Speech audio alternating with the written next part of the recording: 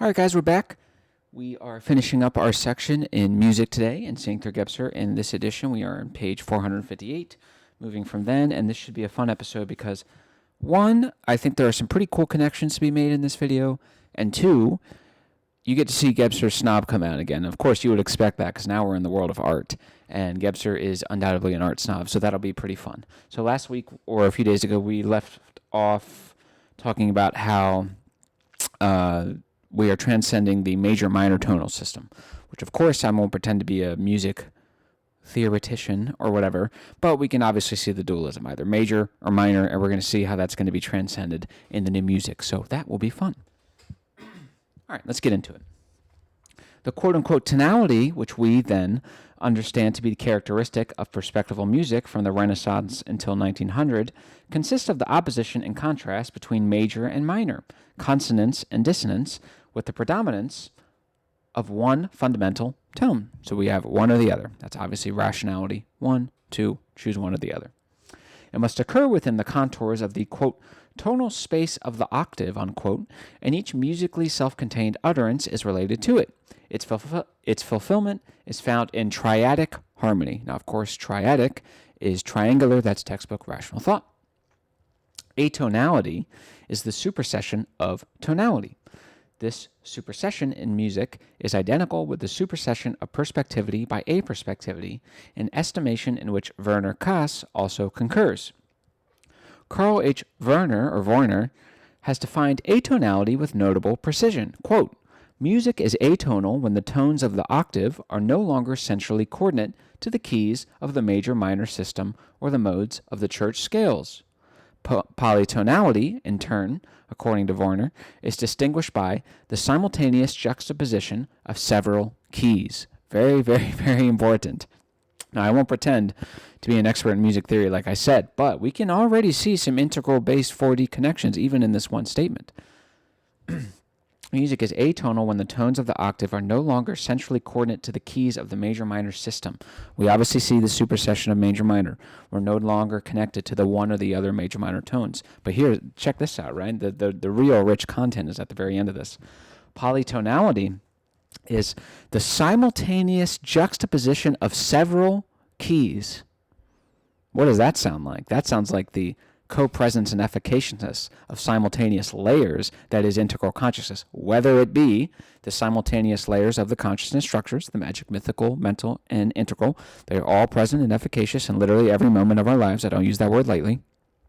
It could be the multiple layers of significance, the temporal, the network of relations that we talk about in Heidegger if you watch my What is a Woman video, which I think, by the way, is pretty, it's not a partisan screed. I give props to both sides in that. But the whole point, right, there are multiple layers of significance. We have the rational layer of significance. We have the psychological layer of significance. We have the social layer of significance. We have the legal layer of significance. We have the temporal layer of significance. They are all present and efficacious that help confer upon the womanness, in an example of what is a woman. So there you go, the multiple layers, okay? Multiple layers of the conscious structures of significance. It could be the multiple layers of history. Remember in our history section where we talk about Arnold Toynbee, where he said that civilizations grow through superimposition, which is to say multiple layers, whether it be cultural, tribal, mythical, spiritual, economic, all of these layers, okay? That is expressed in music by the, quote, simultaneous juxtaposition of several keys. You might as well say the simultaneous juxtaposition of several structures or several layers of significance. It's pretty damn cool, in my opinion. Okay. Atonality as well as polytonality represents the supersession of tonality, of perspectival music. It is not by chance that Boris de Schlosser speaks of musique atonale as music, quote, freed from the burdensome compulsion of an a priori ordered tonal space. Let's repeat that. Speaks of musique atonale as music, quote, freed from the burdensome compulsion of an a priori ordered tonal space. So that's what we're going to be seeing in music, of course. We are freeing ourselves from the either-or static, limited, quote-unquote, objective, ordering schemas, hierarchies, systems, that boxes us in. And I use that word, it's important because that's actually going to be our next section, architecture. I'm sure you could see where that's going. But the same thing that's happening in science, right? We're no longer burdened by just space and time. We are freed in space-time. There's open science. We'll actually make that point later on. This assessment is the fulfillment, as it were, of a demand made by Liszt's pupil, Busoni, in 1906, that the next step in musical creation must lead to, quote, tonal dislimitation, unquote. For previously all of music was founded on the two series of 7, the major scale and the minor scale, thus constituting a limitation and fencing in of musical expression. Keep that in mind for next week, because now we're going into architecture.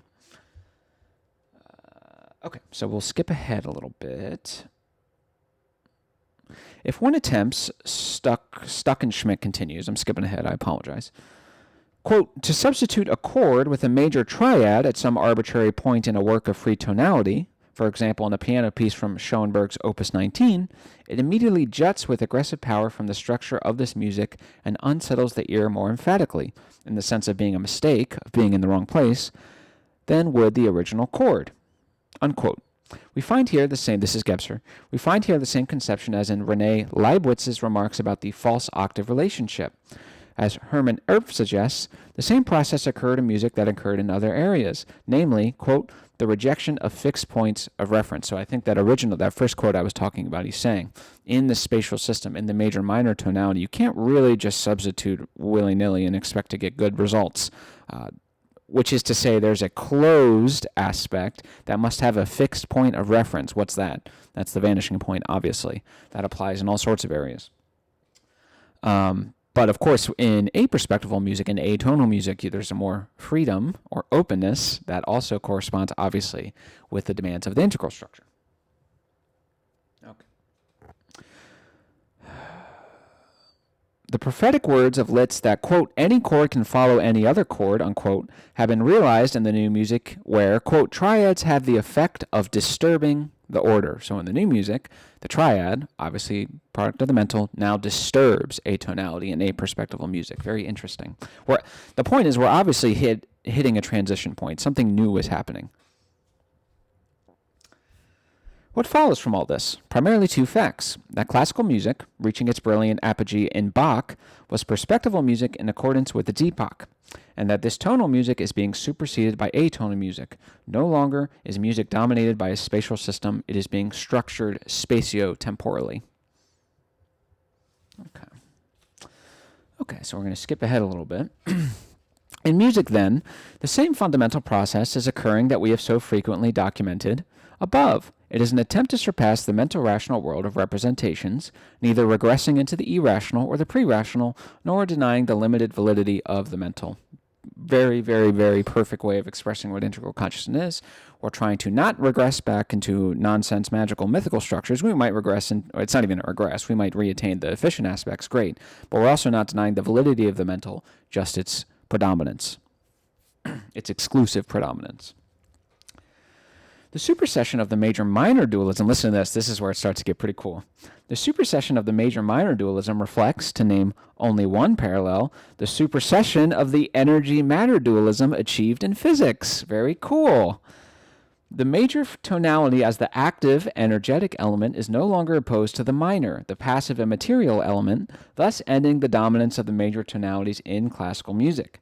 In an unexpected, indeed surprising way, the supersession of the previously predominant major tonality with its persistent masculine character mirrors a fundamental sociological fact frequently mentioned on these pages, the overcoming of patriarchy. So the supersession of major and minor, there's a connection here to be made between the supersession of energy and matter in physics and, sociologically, the overcoming of patriarchy in jurisprudence, that we talked about that. So it's not just this own separate thing, it's connected to a broader integral consciousness. Pretty cool, I'd say.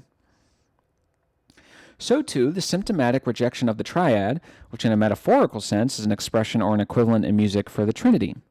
The Trinity itself is of decisive significance for the mental consciousness structure and emphasized its patriarchal character.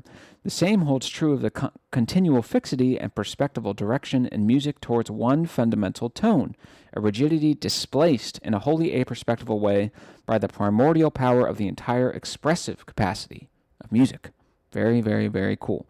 So we are transcending the surface level rational major minor tone by going deeper below into the primordial power of music, where the free expression of music in its totality, in its spiritual totality, can be expressed, rather than this limited, rational, systemic way of doing things.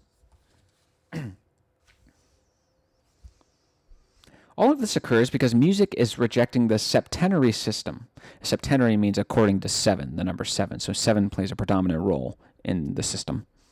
And this is not insignificant, since another septenary system valid for millennia in astronomy also had to be abandoned in the course of the past 150 years. That, of course, is the Copernican revolution.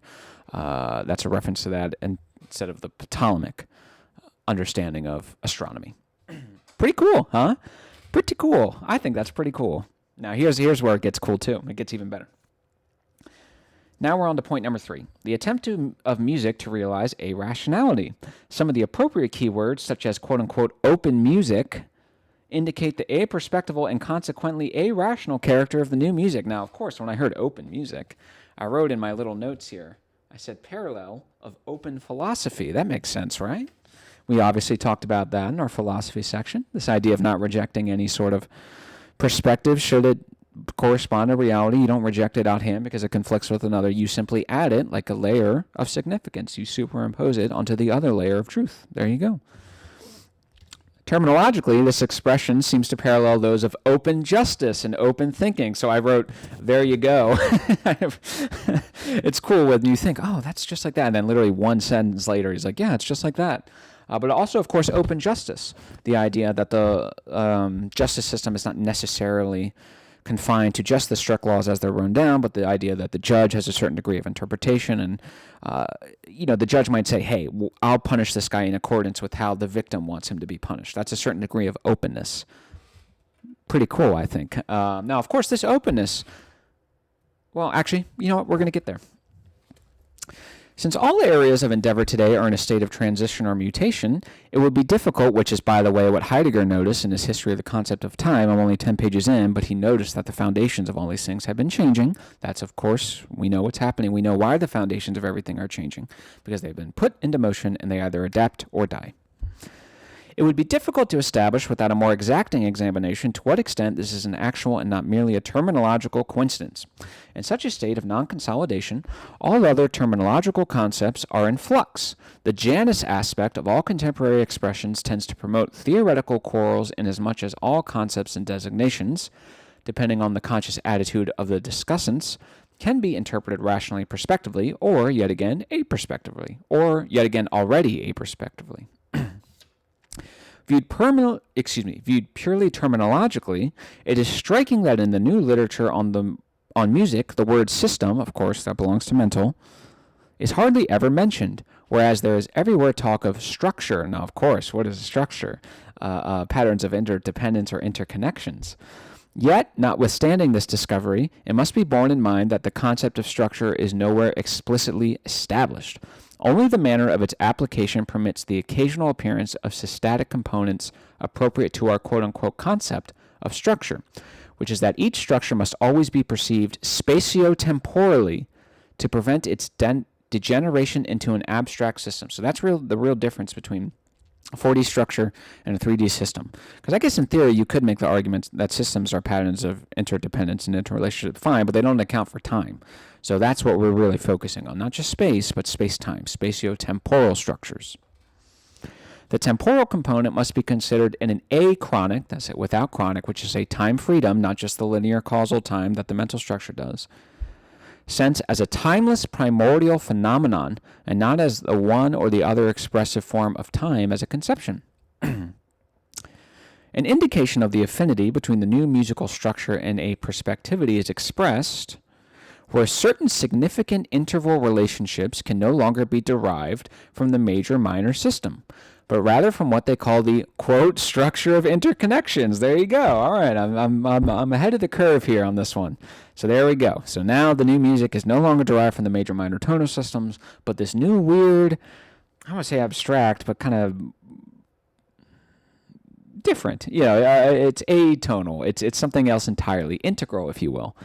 It's being derived from the structure of interconnections. Of course, this structure belongs spatio temporally. And we know it's time too, because that's the first point of this whole section, the new emphasis on time. We already covered this, so there you go.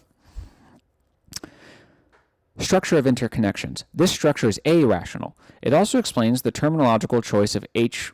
Fronger, who describes atonal music, the 12-tone series, as, quote, four-dimensional in nature, unquote. But the arationality inherent in each genuine four-dimensionality is expressed by E. Krennic, who speaks of, quote-unquote, structure, expressly in our sense. For him, atonal music is not a style, i.e. something oriented, but a structure. Atonality effected a structural transformation of the materials of music expressly parallel to the new physics, where the once dense, heavy, weighty, stable, the self-contained, was changed into a free-floating, self-moving formation. So, of course, we know in the science section we talked about quantum mechanics, where elementary particles can even be seen as spatial objects that have their own, as you kind of said, density, material, and individuality onto themselves. What do we know? They become that at the point of measurement. But what they really, when you stop measuring them, they stop behaving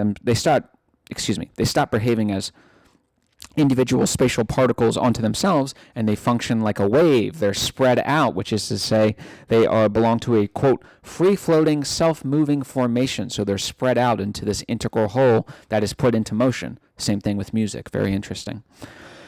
It thus lost its one-sided rigidity and attachment to spatiality or system, expressions of the perspectival and the rational. Now we're going to get into some funny stuff here. Krennic suggests, by the way, Krennic, isn't that like a Star Wars character from like one of the bad Disney ones? What Disney did to Star Wars, man. And atheists exist when they see the spiritual evil that Disney committed against our culture. Very sad. Krennic's suggestion also describes the effect of the new music on us. Music based on the new kind of structure. Its instability and impalpability are manifest in the lack of melody, of major-minor systemization, and a fixed point of reference in a basic tonality that makes this music unendurable to all who still view the rational as the non-plus-ultra of all modes of realization. Listen to this.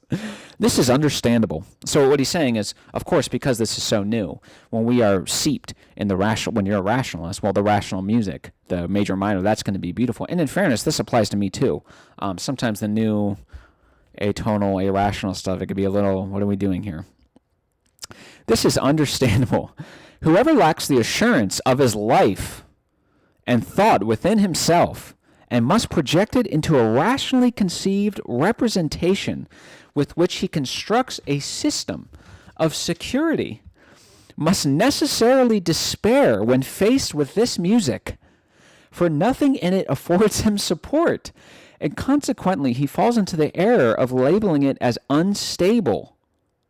Did you hear that? If you don't like the new music that Gebser likes, apparently you lack the assurance of your own life and thought within yourself and must project it into a system that offers security. It's amazing, Gebser, how that works out. I disagree with you on art, which is mainly subjective, which you make clear in this work, and then all of a sudden, if I don't like the new crap, all of a sudden you're making these huge psychological and philosophical indictments of me. I mean, my God, people. Whew, it's kind of funny, though, right? I mean, you go, hey, actually, I don't really like this very much. It's funny. Gebser can explain the Heidegger's network of relations and when it comes to the significance of anything. So when you apply it to this, suddenly, only thing that matters, the only node in that network, apparently, is your ability to adapt to the integral consciousness. I wrote in my liners, I said, boom, roasted, and then I wrote LOL at the top of the thing. It's like, damn, dude, like that seems, don't you think there's a disproportionality, like, of the attack? Whew. Okay, but he redeems himself because this next line is pretty cool. Like the other arts, music is today nothing else than the attempt of mankind, awakening to aperspectivity, to find an expressive form that allows its spiritual security to manifest freely, knowing or feeling secure in its own itself. Now, that's pretty cool. Now, it kind of reminded me of Heidegger, this idea of an existentialism, what is this idea that we're, quote, condemned to freedom? Yeah, what that means is you have non-consciously integrated the fact that the world is open. Remember the newfound openness of the world. We're no longer closed in by the mental, rational, either or systems. And with aperspectivity, we have a certain degree of freedom, even if it, for no other means, we have a freedom of understanding of the magic and mythic structures. We have a freedom of the understanding of time. And with space-time, we recognize, wait a second, all of your mental causal determinism isn't necessarily the case. So what Heidegger did, of course, when he noticed that the foundations of all the sciences, we'll say, historical or natural, were being shook. Now, of course, we know they're being shook by the mutation of a new structure in our collective unconscious. Great. But what Heidegger did was he said, look, we have to find a new way of grounding, if you will, the foundations of even just something as simple as logic. And of course, what he gets to is the idea that science and the theoretical attitude, the theoretical and scientific layer of significance, that comes, emphasis on the temporal, after being in the world. The carpenter has a pre-philosophical understanding of what it means to be a carpenter, which is to say, he is embedded in the world, he is embedded in the network of significance, and the network of relations, even if he doesn't consciously understand it. Social, emotional, psychological, temporal, all these things are layered that allows him to understand, yes, this is a hammer. You use this object for something else. It's not just isolated and separated from everything else. I think what Heidegger found was that there was a large degree of freedom here. We're not necessarily the rational scientific node is just a node, and there's this whole network here, and this network confers upon us a certain degree of freedom. Now, of course, this freedom, it can be good. I think it's great, but a lot of people, they don't like it because the mental structure, remember the emphasis on direction, which means you emphasize in a political sense the director, which means the king. The king is the ultimate director, or maybe the president or whatever. Well, for a long time, people operated under that system. And even before that, they still operated under that system because the magical structure and the emphasis on charming leaders, remember charm, that's obviously a magical term. A charming person casts a spell on people that creates a sort of magical connection. The person cast under that charm is going to do what you say.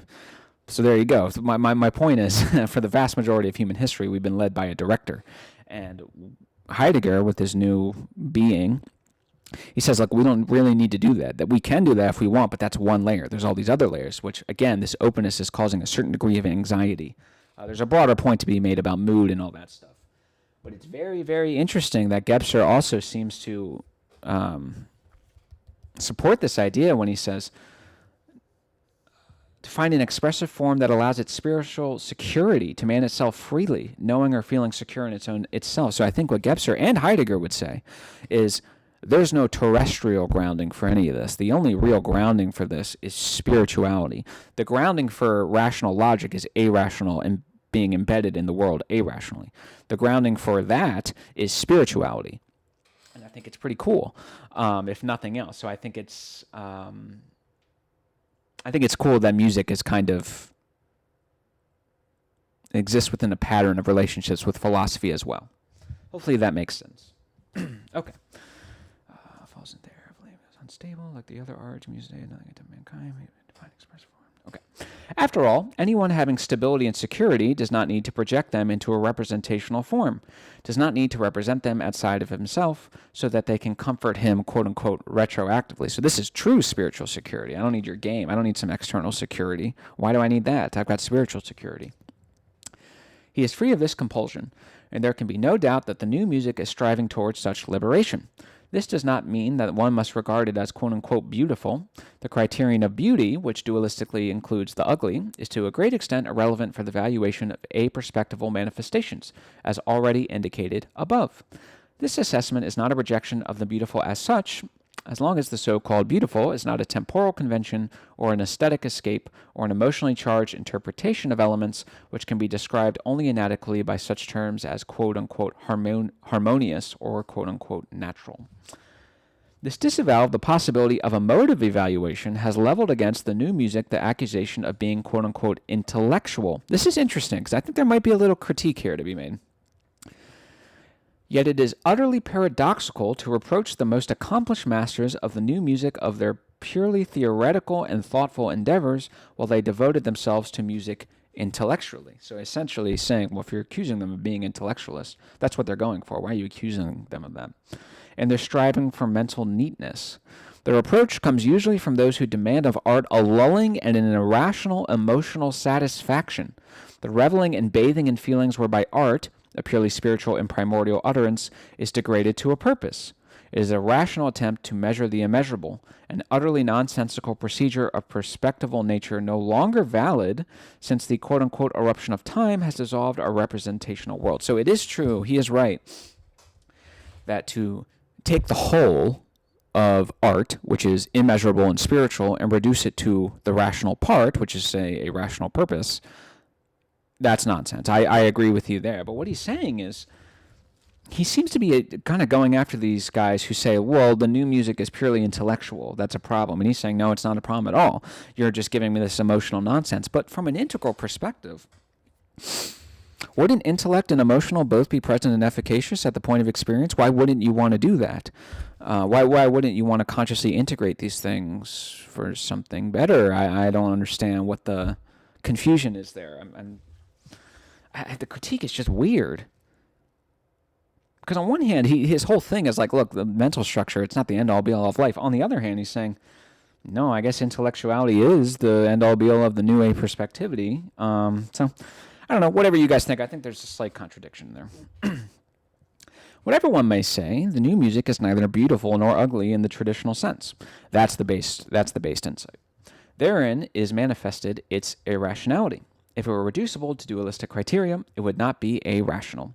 Since it is irrational, at least in the most successful attempts, then it is not intellectualistic, for then it would be merely rational in a different manner.